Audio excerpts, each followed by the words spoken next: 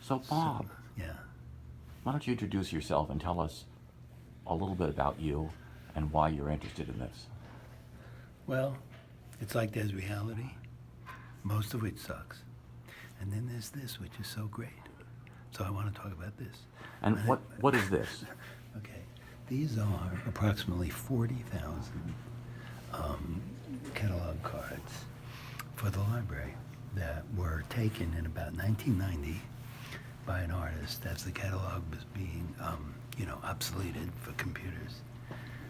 She didn't want to see all the stuff just thrown away, so she devised this art project where they gave 200 cards apiece to 200 volunteers and asked each of them to write on the card whatever seemed appropriate.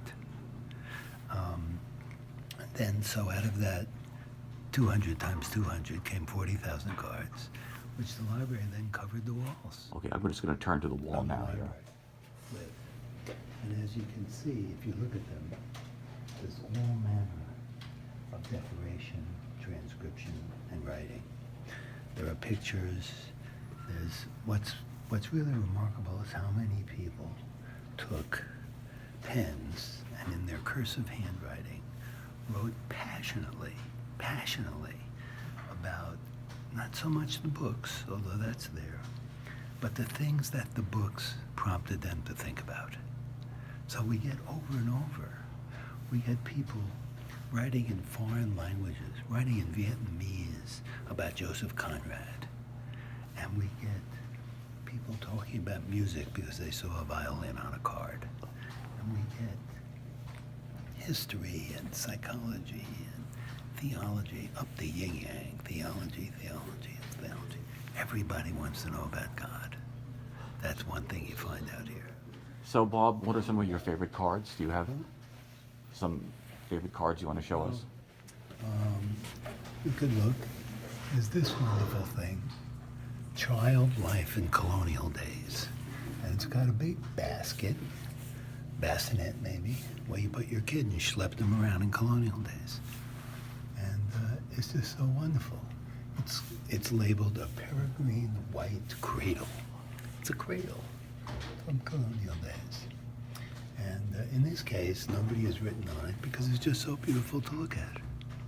Sadly, you will see the card decaying and how mottled it is.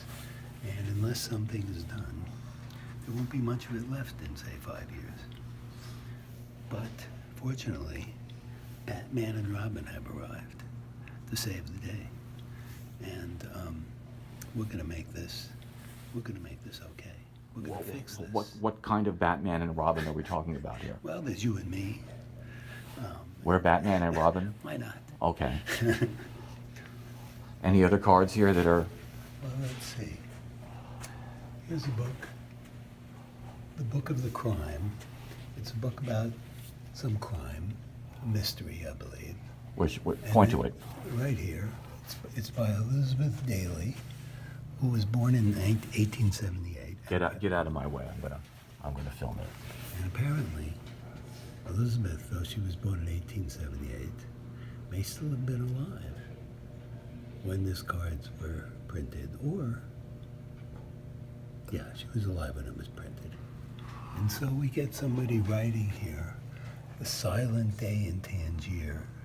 And this Silent Day in Tangier and the story that the person has written may or may not have anything to do with Elizabeth Daly's book.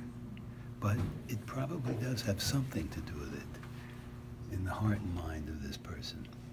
Now, the thing I want to say about all this is what you get as you walk by this and you read this stuff is the unbelievable passion, the unbelievable, unending passion of people for their books, for the books of others, for the very idea of books, for collections of books.